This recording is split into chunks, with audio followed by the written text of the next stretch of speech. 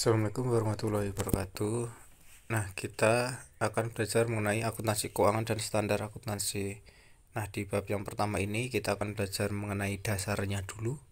Kemudian di sesi-sesi selanjutnya kita akan mempelajari mengenai perkembangan ilmu ini. Oke, kita tinjau dulu dari pengertian akuntansi keuangan. Akuntansi keuangan itu merupakan hal yang terpenting dalam sebuah perusahaan. Keuangan adalah jantung dari perusahaan itu. Uang yang keluar dan uang yang masuk ke perusahaan itu harus jelas, ya, di mana perusahaan itu akan tahu ya seberapa besar omset perusahaan.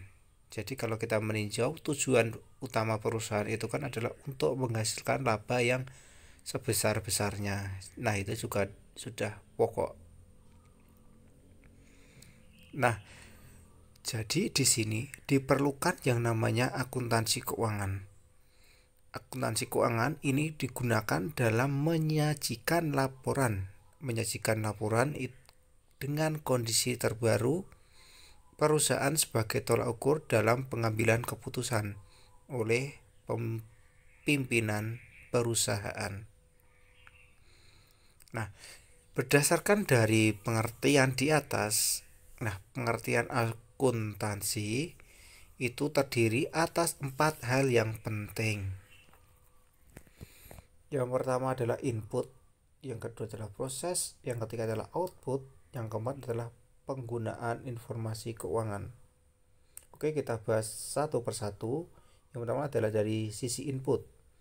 Akuntansi adalah transaksi, yaitu peristiwa bisnis yang bersifat keuangan. Suatu transaksi dapat dicatat dan dibukukan ketika ada bukti yang menyertainya. Jadi jelas ya. Jadi dari proses input itu akuntansi adalah suatu transaksi. Nah, kemudian masuk ke sisi proses, itu adalah serangkaian kegiatan untuk merangkum transaksi menjadi laporan keuangan. Jadi kegiatan untuk yang input tadi.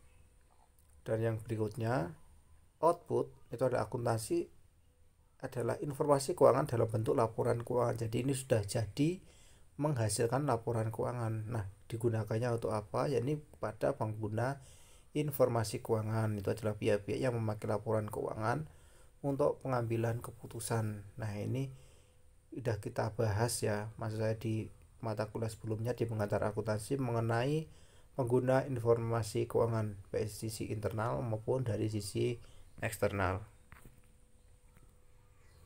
Nah, fungsi akuntansi itu ada beberapa hal ya. Yang pertama adalah rekaman laporan. Jadi akuntansi sebagai sebuah rekaman laporan yang mencatat atau merekam transaksi secara sistematis dan kronologis. Kemudian menjaga dan melindungi properti.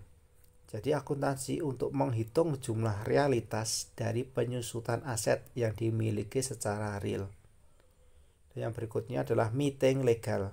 Yakni akuntansi berfungsi untuk merancang dan mengembangkan sistem seperti menjaga catatan dan pelaporan hasil yang nantinya akan selalu memenuhi persyaratan hukum.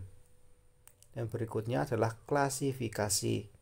Ini akuntansi sebagai klasifikasi yang berhubungan dengan analisis secara tersistematis dari data yang sudah tercatat. Yang berikutnya adalah meringkas, yakni penyajian data rahasia dengan cara yang dimengerti dan berguna untuk internal maupun eksternal dari laporan akuntansi. Proses ini fokus pada pelaporan neraca saldo, laporan laba rugi, dan laporan neraca. Nah, setelah kita mempelajari fungsi, otomatis kita harus melihat ke tujuannya. Nah, tujuan dari akuntansi itu adalah memberikan informasi ekonomi dari sebuah kesatuan ekonomi kepada seluruh pihak yang berkepentingan. Ya, jadi ini jelas ya seperti dasar dari akuntansi ini. Yang pertama adalah untuk memberikan informasi yang menyangkut posisi keuangan, kinerja, serta perubahan posisi keuangan suatu entitas yang bermanfaat bagi sejumlah besar pemakai dalam pengambilan keputusan ekonomi. Kemudian menunjukkan apa yang dilakukan manajemen atau stewardship dan pertanggungjawaban sumber daya yang dipercayakan kepadanya. Kemudian memenuhi kebutuhan bersama sebagian besar pemakai dan menyediakan pengaruh keuangan dari kejadian di masa lalu. Nah, akuntansi keuangan. Bidang akuntansi itu dilihat dari sisi pengguna informasi yang dibagi menjadi dua, yaitu akuntansi manajemen dan akuntansi keuangan. Bidang akuntansi yang membahas penyusunan laporan keuangan untuk pengguna eksternal disebut sebagai akuntansi keuangan. Sedangkan di bidang akuntansi yang berfokus pada akuntansi untuk internal entitas disebut akuntansi manajemen. Keduanya merupakan bidang akuntansi utama dalam akuntansi. Nah, laporan keuangan yang dihasilkan menurut PSAK nomor 1 adalah sebagai berikut. Yang pertama, laporan posisi keuangan adalah daftar yang sistematis dari aset, utang, dan modal pada tanggal tertentu yang biasanya dibuat akhir tahun.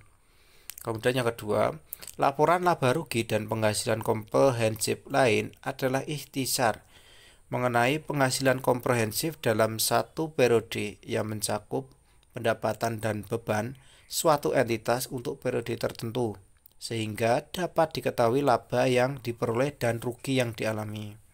Dan yang ketiga, laporan arus kas. Dengan adanya laporan ini, pemakai laporan keuangan dapat mengevaluasi perubahan aset neto entitas, struktur keuangan termasuk likuiditas dan solvabilitas, dan kemampuan entitas untuk menghasilkan kas di masa mendatang. Kemudian keempat, laporan perubahan ekuitas adalah laporan yang menunjukkan perubahan ekuitas untuk periode tertentu, bisa 1 bulan atau 1 tahun. Melalui laporan perubahan modal, pembaca laporan mengetahui sebab-sebab perubahan ekuitas selama periode tertentu. Yang kelima, catatan atas laporan keuangan merupakan laporan yang berisi informasi tambahan atas apa yang disajikan dalam laporan di atas. Nah, kemudian mengenai asumsi akuntansi keuangan, itu ada 4 hal. Yang pertama adalah kelangsungan usaha atau biasa disebut dengan going concern. Nah, ini sudah sering kita dengar ya. Ini asumsi menjelaskan bahwa suatu perusahaan didirikan dengan harapan akan tetap terus ada dan dapat beroperasi dalam jangka waktu yang tidak ditentukan. Jadi sampai turun generasi harus tetap ada. Yang berikutnya adalah unit moneter atau monetary unit. Asumsi ini menjelaskan bahwa suatu data transaksi yang akan dilaporkan dalam catatan akuntansi harus dapat dinyatakan dalam satuan mata uang atau unit moneter lainnya. Ini berarti dalam laporan keuangan itu satuannya itu adalah bentuk uang, bisa bentuk rupiah atau bentuk dolar. Kemudian entitas ekonomi atau economic entity. Asumsi ini menjelaskan bahwa adanya pemisahan pencatatan antara transaksi perusahaan sebagai entitas ekonomi dengan transaksi pemilik sebagai individu dan transaksi entitas ekonomi lain. Dan yang berikutnya adalah tepat waktu atau time period. Asumsi ini menjelaskan bahwa informasi akuntansi dibutuhkan atas dasar ketepatan waktu. Umur aktivitas perusahaan dapat dibagi menjadi periode akuntansi, apakah itu setiap bulan, setiap triwulan, atau setiap tahun. Nah, kerangka dasar penyajian dan penyusunan laporan keuangan. Kerangka dasar penyajian dan penyusunan laporan keuangan yang sering disebut juga sebagai kerangka konseptual, yang merupakan konsep-konsep yang menyajikan dasar penyusunan dan penyajian laporan keuangan untuk tujuan umum. Kerangka konseptual ditunjukkan untuk yang pertama adalah penyusunan standar akuntansi keuangan dalam pelaksanaan tugasnya. Dan yang kedua, penyusunan laporan keuangan untuk menanggulangi. Maksud saya di sini adalah untuk menanggulangi masalah akuntansi yang belum diatur dalam standar akuntansi keuangan. Kemudian yang ketiga, auditor dapat memberikan pendapat mengenai apakah laporan keuangan itu sudah disusun sesuai dengan prinsip akuntansi yang berlaku. Kemudian yang keempat adalah para pemakai dalam menafsirkan informasi yang disajikan dalam laporan keuangan. Nah, di sini ada konsep dasarnya. Ini prinsip biaya historis mengacu pada nilai tercatat yang objektif dan dapat diverifikasi sebagai tanda terima penjualan, transaksi bank atau faktur yang digunakan untuk dengan mudah mengkonfirmasi nilai asli suatu aset pada saat pembelian. Dan yang kedua, prinsip pengakuan pendapatan atau revenue recognition principle memastikan bahwa pendapatan diakui pada saat direalisasi atau bisa direalisasi dan dihasilkan. Pendapatan bisa direalisasi jika barang dan jasa ditukar dengan kas atau klaim atas kas atau piutang. Dan prinsip mempertemukan atau matching principle. Yang dimaksud prinsip mempertemukan biaya adalah mempertemukan biaya dengan pendapatan yang timbul karena biaya tersebut. Prinsip ini berguna untuk menentukan besarnya penghasilan bersih setiap periode. Dan yang keempat, prinsip konsistensi adalah menggunakan prinsip atau menggunakan metode akuntansi secara konsisten antar periode akuntansi. Dan prinsip pengungkapan penuh atau full disclosure principle atau prinsip keterbukaan adalah menyajikan semua informasi dalam laporan keuangan yang dapat mempengaruhi pemahaman pembaca. Kemudian ada karakteristik kualitatif laporan keuangan. Jadi laporan keuangan itu memiliki karakteristik. Yang pertama adalah relevan. Jadi relevan itu berhubungan dengan kegunaan informasi tersebut dalam pengambilan keputusan ya. Nah, jadi di sini dibutuhkan kejujuran. Ya, kejujuran dalam artian apa yang disampaikan itu harus sesuai dengan kenyataan. Kemudian handal. Informasi dalam laporan keuangan itu bebas dari pengertian menyesatkan dan kesalahan material, menyajikan setiap fakta secara jujur serta dapat diverifikasi. Informasi mungkin relevan, tetapi jika hakikatnya atau penyajiannya tidak dapat diandalkan, maka penggunaan informasi tersebut secara potensial dapat menyesatkan.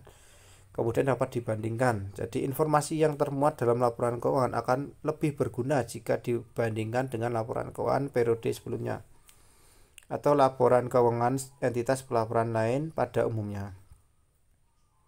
Kemudian yang berikutnya adalah dapat dipahami. Jadi informasi yang disajikan dalam laporan keuangan dapat dipahami oleh pengguna dan dinyatakan dalam bentuk serta istilah yang disesuaikan dengan batas pemahaman para pengguna.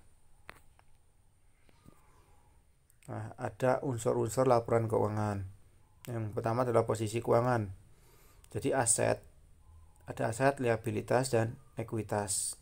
Nah, aset adalah sumber daya yang dikuasai oleh entitas sebagai akibat dari peristiwa masa lalu dan dari mana manfaat ekonomi di masa depan diharapkan akan memperoleh entitas. Liabilitas itu merupakan utang entitas masa kini yang timbul dari peristiwa masa lalu. Penyelesaiannya diharapkan mengakibatkan arus keluar dari sumber data entitas yang mengandung manfaat ekonomi. Kemudian ekuitas adalah hak residual atas aset entitas setelah dikurangi liabilitas. Kemudian masalah kinerja itu adalah penghasilan atau kenaikan manfaat ekonomi selama suatu periode akuntansi dalam periode bentuk pemasukan atau penambahan aset atau penurunan liabilitas yang mengakibatkan kenaikan ekuitas yang tidak berasal dari kontribusi penanaman modal. Dan beban itu adalah penurunan manfaat ekonomi selama suatu periode akuntansi dalam bentuk arus keluar atau berkurangnya aset saat terjadi liabilitas yang mengakibatkan penurunan ekuitas yang tidak menyangkut pembagian kepada penanam modal. Dan pengukuran dari unsur laporan keuangan itu ada 4. Yang pertama adalah biaya historis.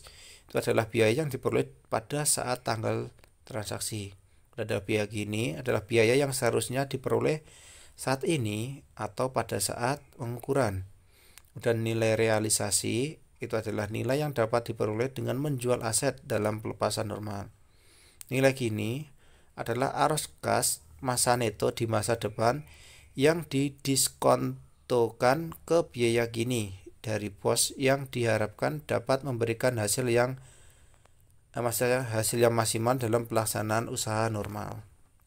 Nah, ini adalah referensi yang saya gunakan dari Dwi Martanti dan kawan-kawan, mata kuliah akuntansi keuangan menengah edisi 2 dan buku 1.